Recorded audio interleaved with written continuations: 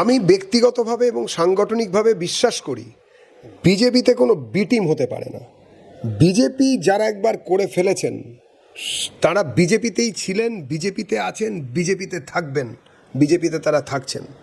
মতান্তর আলাদা জিনিস, সেটা হতেই পারে।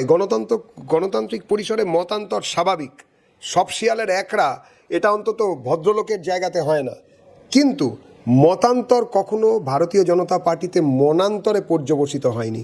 সকালবেলা ঘুম থেকে উঠে বিজেপির কোনো নেতা, কোনো কর্মী কোনো দিন ভাবেননি যে আমার মতাদর্শগতভাবে যিনি বিরোধী তার পা ভাঙুক বা তার মাথা ফাটুক, কিংবা উল্টোটাও কখনো হয়নি।